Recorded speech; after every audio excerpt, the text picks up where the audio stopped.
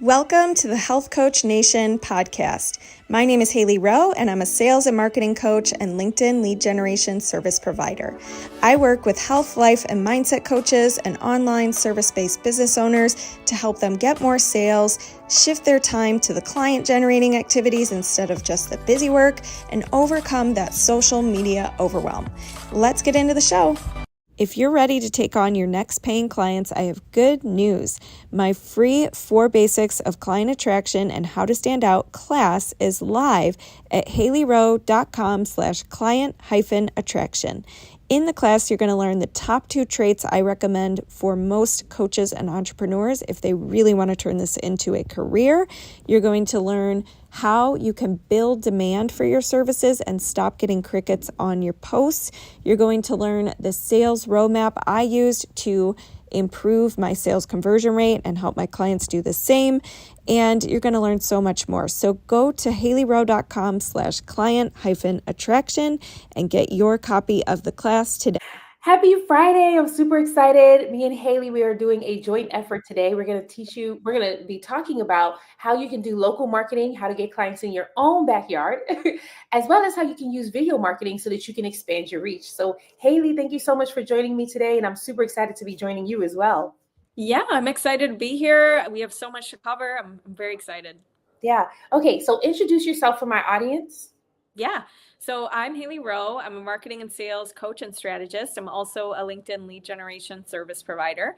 And I work with service-based business owners, coaches who want to grow their business and build their marketing and sales systems and be able to market without social media overwhelm holding them back.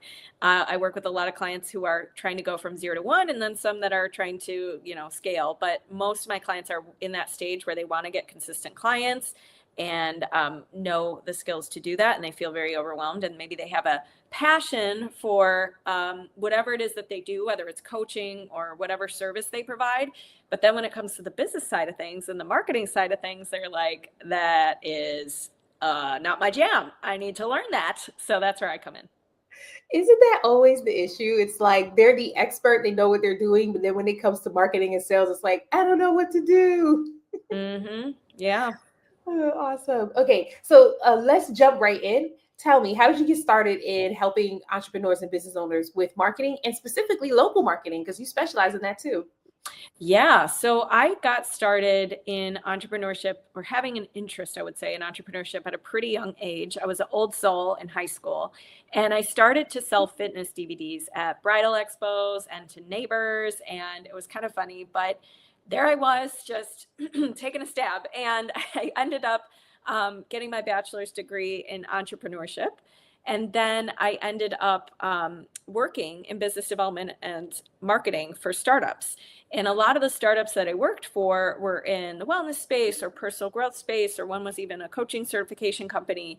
And what I learned from that was, first of all, when you're working at a startup and it's a small team, you are expected to do things that you do not feel ready for, that feel very hard and overwhelming. And you're like, am I qualified to be the one doing this? But they give it to you anyways, because it's a tight team and they don't have a lot of funds. So when I was very young, I was like doing these marketing projects and editing things that I didn't feel qualified to edit. And it taught me that we're never ready to do the thing that we think we need to wait to do. And so in 2017, one of the companies that I worked for had a bunch of delays, and they had to let everyone go in a day. And I had to decide at that point, do I still want to go down this track, or do I want to have my own business? Because I did always want to have my own business, but I kept telling myself, I'm not ready, it's too soon, blah, blah, blah.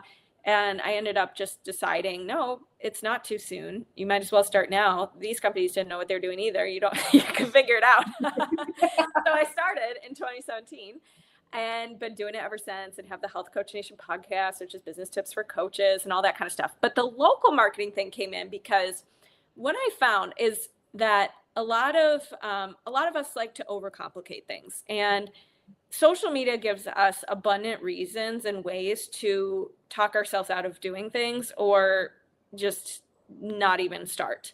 And local, to me, is a good foot in the door for a lot of entrepreneurs who maybe have connections in their community, maybe love being around people, love teaching, love doing that kind of stuff. And you can do that locally in addition to on social media. But the thing is, locally, you may be a bigger fish in a smaller pond than on TikTok, where there's, 700 people competing for your attention, talking about the same thing. So local to me is a good step for people who feel really overwhelmed with social media. Yeah, that is so powerful. I have a friend who also talks about local marketing, and she really opened my eyes to see this, because for me, when I first got started, I immediately learned social media. Like that was the thing that my coach was like talking about, and then I was already good at it because I was already using it. So thinking of another way of marketing just never crossed my mind. And this year, so I've been in business for 3 years. This year is when local marketing started popping up more. And I'm like, wait, what? There's more to it than digital marketing. So what are some steps that business owners and entrepreneurs could do to get started with local marketing? Yeah. Well, the first step would be to come up with a list of complementary partners for you in your community. So if you are a lot of my clients are functional medicine practitioners. So their list might look like something where it's like, maybe acupuncturists, because they all believe in holistic wellness, maybe a yoga studio owner, maybe a health food store, maybe you can get creative too. Like, you could do with a salon, like a fun self-care night, and do a partnership or something, or bundle your services that are like a self-care package or something. So you make a list of different ideas. And then what I would do is ask yourself, what are the different ways I can collaborate? And for most of us, it's going to look something like this. We can either do a guest workshop somewhere. We could drop off flyers, which is a more passive, but it's still a foot in the door. We could bundle our services with this person and do like a giveaway, or do like a special fun deal. We could do guest newsletters for each other's audiences. We could have a referral partnership where maybe if I refer you to someone, you get a commission. If you refer me to someone and they sign up, you get a commission or something like that. So there's a variety of different ways, but decide kind of like your top 3 for you specifically that you want to start with. And then you have to write your customized pitch, right? Your customized, would you be open to collaborating methods? And that comes down to, obviously saying why you're reaching out. It's great if you're already a customer of the place that you're partnering with, or have a warm connection, or can have a warm introduction from someone else. But if not, it's still okay, to start doing your partnerships, because it would benefit both of you. You're both business owners and you both want growth, right? So personalize, and then maybe ask a question that's like, not assuming that they're open to collaborating, but would they be open to exploring it? Who's the right person to get in touch with? And then sharing a couple ideas that I've done in the past, or that could work if you've never done it in the past. Could be blah, blah, blah, whatever your 3 ideas are. And then how you want to get in touch with them, or how what would make sense for them if you wanted to book a call or something. So it's not that hard, but where we overcomplicate it is we think if we send one, like, where do I send it? Do I email it? Do I send it in social media? And the truth is, you might have to test different things. You also might have to go in person. And I had a client once who had a really cute idea. She had popcorn and like a gift basket. And she said, just popping in to, and then she had some cute message. But also, my mom's a realtor. And one time during the pandemic, she put toilet paper in people's I forgot what she did, but she took like toilet paper, and I think she put it in people's mailboxes, and was like, rolling into the new year. Like, I forgot what she did. But the point is, you can get creative with this too. You don't have to just do a generic email if you want to do the follow-up or whatever. And then following up and being able to plan a call and figure it out and execute. I think a lot of people just have these collab chats or networking chats that kind of are like, go nowhere. Like, it's just like, oh yeah, I'll keep you in mind. Okay, I'll keep you in mind. And Yes. there's no concrete, like, this is Mhm. why I loved talking to you, Shamara, because Mhm. we had a call and we were like, all right, we're going to do this LinkedIn Live. It's going to be so fun. We're going to, and I Yep. want to ask you all about video marketing too, and make room Yeah. for that, so that both of our audiences can see different ways they can market. But anyways, hopefully that answers your question. I went on. That more than answered it was just amazing. And one thing that really stood out of all the wisdom that you shared was you want to connect with businesses that complement yours. It wasn't just looking for random businesses. It was businesses that complement yours. And then having these ideas of how you both could collaborate or partner so that you're not walking in like, hey, I want to work with you without offering any type of value or offering any type of win-win. So it's like doing the work on the back Yes. end so that when you're meeting with them, you're already showing up in a way that's like, hey, I've actually thought about this. You were on my mind. I do want to work with you. And it just helps you to stand out amongst the noise of people just sending out these messages. It's like, hey, I noticed this issue in your store. I can help you with this. So I thought it was powerful. Yeah, I think some common mistakes when people are reaching out about, collabs or anything in general is they make it about themselves. So you definitely don't want to do that. You don't want to be like, I want to host my own workshop at your store without sharing what's in it for them too, that you're going to promote it, that, it's going to bring foot traffic into their center or whatever. The other thing is, as you said, like some people, their approach is exposing what you're doing wrong, like being like, I can help you improve, blah, blah, blah. I don't know. I mean, I guess it works for some people because obviously otherwise they wouldn't be doing it, but I've never seen that work. I think that immediately has someone put like a guard up. Yeah. So yeah, definitely don't do Especially if they're not already looking for you. Like maybe if they Yeah. landed on your page and you were calling out their pain points, but when you go to them and tell them, hey, you're doing this wrong, they actually just might get offended. Yeah, exactly. Or making assumptions about Yeah. something, like, especially for my weight loss coaches I work with, will never be the one that's like, hey, you're thinking about losing some weight? Like that could be very misinterpreted. Yeah. Yeah. That is so true. Oh, thank you so much for sharing that. So yeah, I'll share a little bit about me and then I'll share Yes, some. please. Yes. Absolutely. So I am a TV producer and a marketing coach. And what I do is I help 6 and 7 figure business owners create binge-worthy content in order for them to attract their followers and then convert them into customers. And our biggest thing is to really create videos that create deep connections so that you can now expand your audience. So oftentimes with my clients, they have clients coming in through word of mouth and referrals, and it's their business is doing good. But what they want now is to build that visibility. They want an online presence now. And so we show them how they can use video content in order to do that. And in them doing that, they're able to create this big impact because now they're reaching more than just the audience that's right here, right? And so that's what we teach them when we're showing them how to use their videos.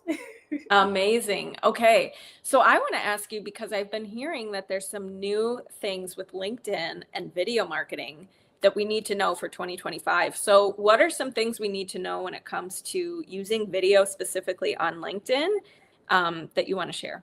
Yeah, it's so funny because I saw someone post this on Instagram, like, oh, there's always going to be these predictions that's coming out on what you need to do.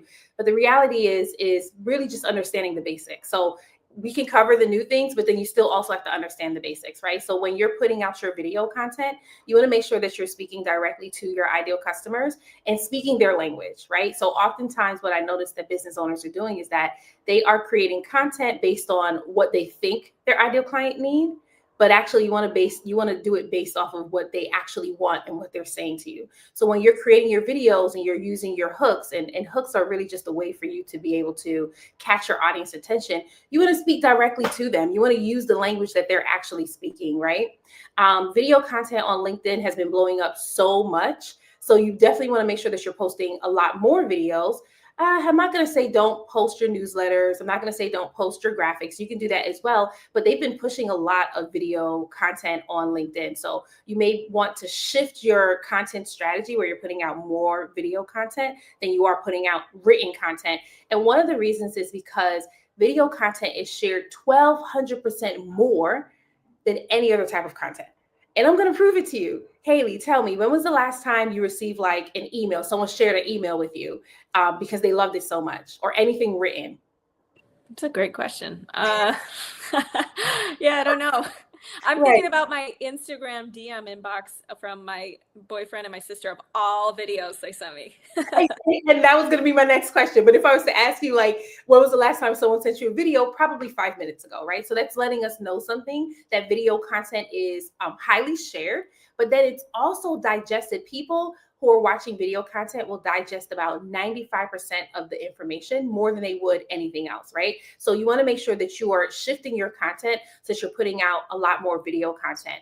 And then there's more than just posting the short form content on LinkedIn. So even though they're pushing that, you can also do what we're doing now, which is going live, right? Because now you're able to build more relationship and deeper connections with your audience. It also allows you to enjoy more time with them, but allows them to build trust with you, right? And so just think about those things.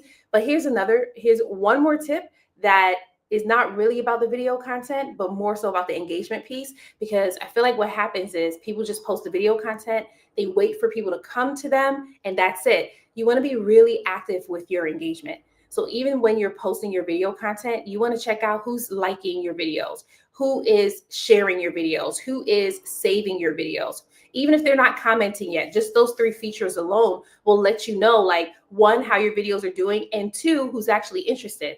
All of those people who are interested, start DMing them, start messaging them, start to build a relationship. So don't just only rely on them commenting and watching your videos. Actually be active with your video content. And those are some things that will really help business owners in 2025. Amazing. Okay, I have so many questions now. When somebody is doing their video and they do want to message someone, what's an example of what you might say? Like, are you asking hey, thanks for watching my video? What are you saying in that message? That is such a great question. I want to say, of all the interviews I've ever done, no one has ever asked me that question. So one of a great way is to say, hey, I noticed that you saw my video. What did you like about it? Or what stood out to you about it? And the reason why you do this is because, 1, you get to start to build the trust immediately. You're not coming off selling to the person. You're actually just acknowledging, oh, you watched my video. What did you like about it? The other reason why this helps is because now it helps you. Because as I started, I said, you want to speak their language. You're now going to be able to get their language when they respond back to you. Hey, this is what I noticed and this is what I liked. That has helped me specifically on social media when I'm talking to my followers, to let me know what type of content to keep posting and then how to phrase it, because they're already telling me what they got from the video. And that was super powerful. It helps to strengthen your messaging. Okay. Now I got to ask you about LinkedIn and this might be a silly question, but I promise you, my people are asking this. Okay. I go on LinkedIn, I log in, I'm on the homepage. We are using something called StreamYard, which is not through LinkedIn. It's a separate website. It's free, but they have a paid version too. And you can interview people and do things like this where we're streaming to LinkedIn. Is there a way to just go on video live on LinkedIn in LinkedIn? Or what are we supposed to do for people who do want to do video? How do they do it? And what's the best way to get it viewed? Because I'll tell you something. I used to use StreamYard. I still use StreamYard, but it used to get way more views. And now I'm noticing it's registering in LinkedIn as an event instead of just a live. Yep. And I don't know how to fix it, but the events don't get as much views so I don't know if I'm going off on a tangent, but tell us, what are basics, dummies first, and then answer my more annoyed question about how do I fix my event thing that's not working right now. Honestly, it's a great question, and it's not that it's broken. It really is registered as an event. And so there are different, let me start with the beginning. So you cannot record directly live on LinkedIn.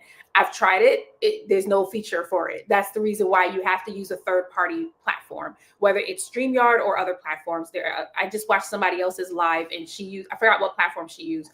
I like using StreamYard because you can stream to other platforms too. And like you said, there is a free version that you can use as well. Now it does set up as an event, and so you won't be able to shift it. But you will have access to the replays that you can share with your audience. So some strategies that you can use is, if you create it as an event, start to invite people to it, right? So like typically with Instagram and TikTok, you just create it as an event and then that's it, or you can share it to your stories. But with LinkedIn, you might just want to invite people to your event. So your first connections, people, especially if it's a topic that they like, you can actually just send it to them via DM. You can send it to them via comments, like just start sharing it out and inviting them to it. You can actually go to different groups that you're in and start looking at people who may be interested in the event and actually inviting them to it. Now, for some people who are listening, you're probably thinking, oh, that's extra work. But I'm not going to front. This is part of the marketing strategy, especially when it comes to video marketing. Oftentimes, business owners are just relying on putting the content and just post and then just waiting for people to come. And that can happen. But oftentimes when you're just starting out, or if there's been a shift in the algorithm, you're going to have to do a little extra legwork. And that engagement piece is really important, because think about someone who invites you to their event because they were thinking about you. It will make you feel special, right? So if we want our audience to feel special and we want them to show up, we can actually invite them to the event in advance. Even if they don't show up, we can share the event with them afterwards and let them know, like, hey, I thought that this would really help you. I remember the last time we were having a conversation about this.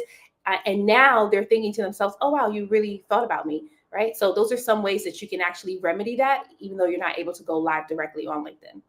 Okay. And then what if we have like Instagram Reels or other videos we've done on our phone that we want to share to LinkedIn? What are your thoughts on that? Does that work? Any parameters we should be aware of like, it usually is better if it's short, or, just any tips around that?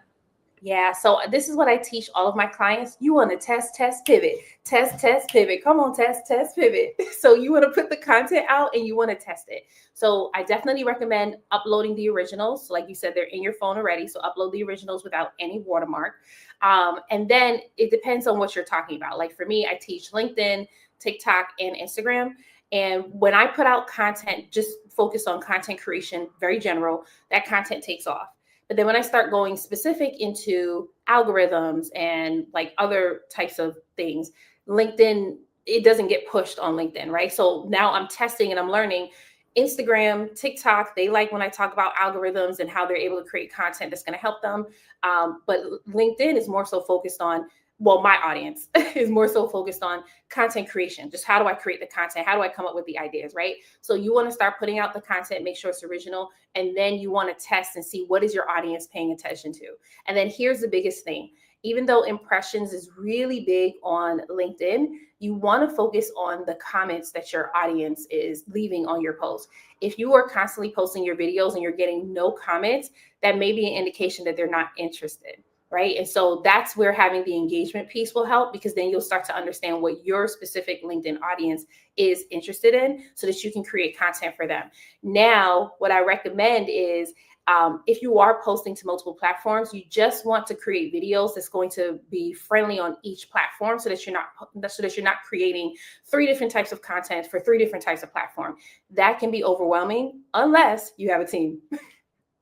Exactly. And I think so many times people intimidate themselves from even starting video because they're looking at the people in the world who, Gary Vee, who has his team following him around all day and videoing him, or people who edit or do this for a living. Like yesterday, one of my clients was like saying that they're comparing themselves to this guy who professionally, his job is he's a Instagram expert and content creator. And she's a coach. I'm like, okay, that person does videos for a living. Like that's how he but you're just going to do videos to help people. So you got to get started. So actually that brings me to my next question, which is how can somebody who's like scared or overthinking their video, or like, this isn't good enough, or I kind of messed up, or, they're just nervous being on video.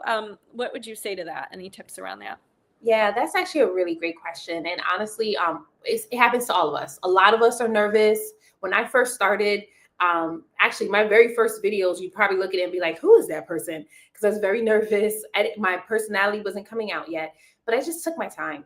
And so that's what I recommend. Like, take your time and give yourself grace. Oftentimes we're putting too much pressure on ourselves, and we want to be the person who already has 20 years of experience doing video content. That doesn't make any sense, right? Especially because you don't have that yet. So give yourself grace and focus more on your messaging than anything else. Because even if your video doesn't have the best lighting, it doesn't have the best sound, if your messaging is strong, it's still going to call your people because they are already looking for you. And that's what I want you to think about. Like when you're overthinking it and you're feeling overwhelmed, I want you to think about the people who are already looking for you, right? And what it will mean for them when you show up. If you remain focused on the impact, then it makes it a lot easier to show up, or at least you'll start feeling a lot confident to show up, right? And then I want you to think about what happens when you don't show up, because they're already searching for you. Now they can't find you, and the problem that you were meant to solve in their life is not going to get solved. So when we take it away from us and we focus on impact, we focus on the people that we were called to serve, it makes it a lot easier for us to actually show up. So that was a great question. Yeah, it's so true. Like, and I'll give you an example too. I did a LinkedIn Live, I think last week, and it was at the end of the day, and I was really like, just wanted to get it done. But I was inspired. I was like, "Ooh, I have to talk about this, and I have to do it now." Yeah. And so I went on, and it was kind of dark in my office. I had like one lamp on, which I know is not good, and it was dark, but but I did the video anyways, and I shared a little clip of it on my Instagram. But so that video, just long story short, got some great comments. Nice. It wasn't a lot of comments, but even when I shared the replay to Facebook, it got other comments on Facebook that weren't on the LinkedIn. But the point is, people were like, "Wow, that was really helpful," because I was struggling with trying to decide my offer and blah blah blah. And I shared a reel on Instagram, and my boyfriend was like, "Yeah, that video is really dark. Like, you look like it's like past bedtime, and you're at your parents' house and you're hiding and you're trying to whisper and do like a vlog in your room." And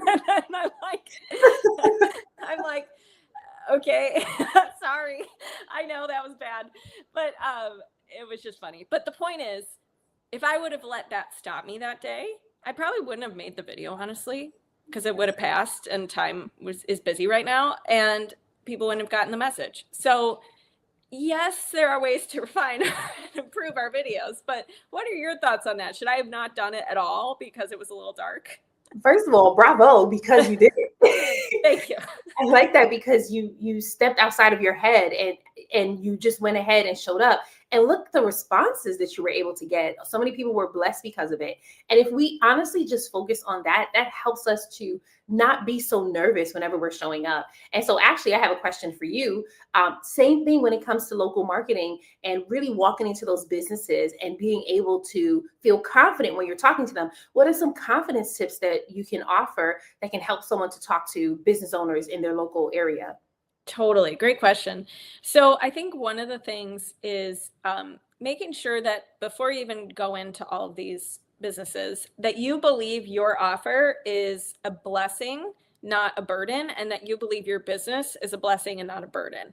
Like, so many people, the reason why they're not marketing and sharing is because they feel like, I'm bothering people. No one wants to hear from me. No one wants what I have to offer.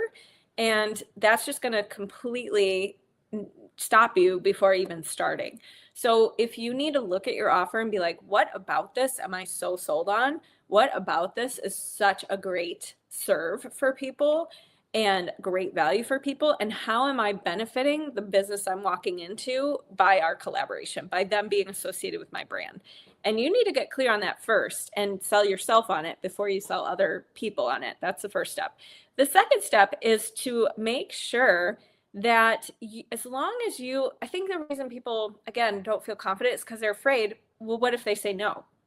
Well, you're in the same situation then before you started, which was, what's better? You not reaching out to anyone and no one knowing about your offer, or you reaching out, them knowing about you, maybe keeping you in mind for the future, maybe referring you to somewhere else, maybe you guys collaborating and you growing your audience from it. Lots of endless possibilities. Maybe you get rejected right now, but you get better anyways. You get better at going into businesses and promoting what you do. So it actually is a win for you, whether you realize it or not, even if you get rejected, and being okay with rejection and it just being a part of business. It doesn't mean anything personally about you. It's just how data and business and putting yourself out there works, and more no's lead to more yeses. The number of offers you make minus how many no's you get equal your results. And if you're never making offers to collaborate, you're never going to get results, right? And then the other thing is, if you're not feeling confident, sometimes you just have to let fear ride in the passenger seat with you, not wait until you talk yourself into it too much or talk yourself out of it too much, and just do it with fear in the passenger seat. Just like when you and I did our first videos, my first videos, I was red, my voice was super dry. I kept like choking up on my words, and I gave myself permission to delete the live afterwards if I wanted, but I had to get through that stage to get to where I am now. So I would say those would be a couple tips. Oh my goodness, those tips were amazing. Like that clarity piece is super important. And I always say this, or I always say clarity leads to confidence, confidence leads to content, and content leads to cash. And so in this case, when you're talking to the business owners, like your clarity will lead to confidence. So you have to be super clear on your offer. And now your content is what you're actually speaking to them or what you're actually presenting to them, right? And it could lead to cash. But I love that you talked about this rejection piece. And this is something that business owners go through, whether they're doing local marketing or digital marketing. They're trying to avoid the discomfort of rejection, but actually rejection lets you know that you're actually doing the work, right? There are a lot of business owners who are just starting out where they're not even getting rejections, but then they're crying about not making any money. And it's because you're not making any offers. And so you want to go out there and make offers. I created a new offer and I presented it to, I think I probably presented it to about 4 or 5 people now. And I got 4 no's and I celebrated each one of those no's. Yes. Yes, because I was you're just learning. Yeah, exactly. And I was just excited that, okay, well, at least I got to do this pitch. I've never done it before. So I got to do this pitch for this new offer. Right. And then it lets me know how I can shift, because just because they say no, don't mean it's a reflection on you. It just means, okay, they didn't see the value. This may not be the right time, but how can I pivot? Like, how can I pivot for the next person? And if we really start looking at the no's as information, right, so that we can actually shift, then it will help, right? So I love that you shared those 2 tips. So what types of successes are you noticing that your clients are getting, whether they're doing local marketing or online marketing, online marketing, so you do both? Yeah. So I'll tell you an example. One of my clients was able within 90 days to, and this was on LinkedIn specifically, but she was also reaching out to people in her local area through LinkedIn. And that's something we didn't touch on. But the point, one side note, y'all, is you could actually start with local marketing using LinkedIn, because you can look up the towns that you know, and the area, like the kind of collab partners you're looking for in your area on LinkedIn, and connect with them there. So that's always an option. Anyways, sorry. She was doing a great tip. That was amazing. Side note, she was able to book 2 high ticket private clients within 90 days, and surprise, she got a part-time coaching job at a company, being like their corporate coach for their employees. Which was totally unexpected, but you just never know. When you start connecting with more people and they know about you, lots of cool things can happen. So that's one example. Another one would be like one of my clients does a lot of local workshops, and she was able to use that as a way to grow her email list specifically. So a lot of people, I think, get intimidated about email list growth, and they think they have to do it all online or they have to do ads or something like that. But really what she was doing was, at her events, she would pass around, you know, like a clipboard, or she eventually had like a QR code people could scan and all that, where she's sharing her freebie, making it enticing and growing her list. And then she can keep nurturing them and seeing if they want to book a call with her and that kind of thing afterwards. So I mean, those would be a couple examples, but I have a whole like 3 Instagram highlights of client wins and all that stuff on my website as well. I love that. And what I love so much about this is that you're not just teaching the local marketing, you're showing how you can leverage social media to really explode that local marketing. So you're not even limiting yourself or your clients. And I think that that's super powerful, because oftentimes we can just have one track focus and like, this is it. And if I don't get it this way, then that's it. But the reality is like, no, you can use your LinkedIn to serve your local marketing and vice versa. So congratulations. I think that's super powerful. So I wanted to go a little bit deeper on this, right? Because you said, side note, my client was using LinkedIn in order to also grow her local marketing, right? So what is like one rule of wisdom or rule of thumb to use whenever you're using social media in order to connect with local businesses? Yeah, well, okay, so I'm gonna just talk about it from LinkedIn since we're on that topic. To find them, so I use Sales Navigator, and that's a paid LinkedIn tool. However, you can get started for free using LinkedIn, and you can search your town and then the type of job title you're looking for in the search bar. Or you can join groups to find the people locally to connect with. So there's groups probably in your area that are called like Chicago entrepreneurs, Chicago, wellness professionals or whatever. And you can join those groups and then you can see the members list and that helps you tailor who should I be connecting with, who are potential collab partners. So I think a big thing is know how to find them because a lot of people just don't know where to start. And those are two options. The other option is usually they have a company page if it's a business in your area, and you can see the employees list and see who might be the right decision maker to connect with. So I think it's a good idea to kind of play around on LinkedIn and use the search bar and use the groups tab and use the companies tab and just try to get familiar with that. And then the other thing is, as far as a rule of thumb, I think making sure, as I said before, you're asking a question like, would you be open to collaborating instead of, hey, let me know if you want to collaborate. We want to actually, like, would it make sense to schedule a call this week about this? Like moving it forward instead of just a passive, like, let me know, that kind of thing. I love that because it's really about being clear and just knowing exactly what it is that you want to create with this person, right? As opposed to just leaving it up in the air. And that's actually not just a good tip for collaborations, but it's a good tip for sales too. I've seen where they're just like, okay, well, just let me know if you want to buy. Okay. They may or may not, right? So like really just being clear on that. And I think sometimes people get nervous with the ask because again, it goes back to the rejection. Like, will they reject me? They may, but you're not going to die because of it. Right.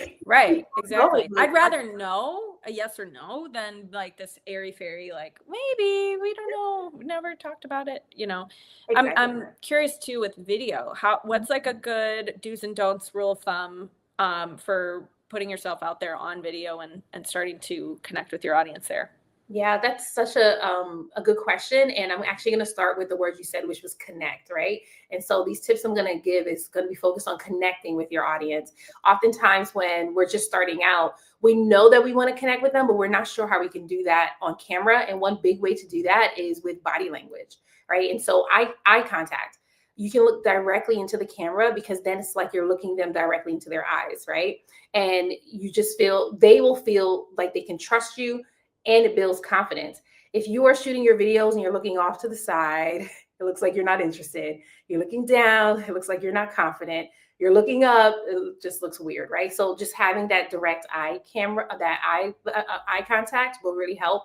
Having confident body language to let them know like, hey, I'm here to help you. I'm here to support you, right? So shoulders up. You could be standing straight. You could be sitting down if you want to, but that body language that you're showing is really helpful. And then using your hands. A lot of people don't realize how important it is for your hands to be seen in your video so that you can be relatable. The reason is because when we're talking, even if we're talking on the phone and there's no video, we are still using our hands very much. So you want to position your camera in a way that people can actually see your hands when you are shooting your videos. And then the next tip that I want to give is about communicating with your audience, right? So when you're opening your video, you want to have a strong hook that can draw them in. And so what I mean by hook, it is the first thing that you say or do that's going to catch their attention. So oftentimes you may want to lead with a pain point, or you can lead with a strong desire that they have, but you want it to be something and it's based in their language. That's where that engagement comes into piece, so that you're getting their language and now you're speaking that in your videos. And then the next thing you want to do is be able to serve them. Just add value, right? Add value, serve them, make them laugh. People want to buy from people who make them laugh and entertain them. Now, you don't have to be that person who's dancing on video if you don't want to, but if you want to, feel free.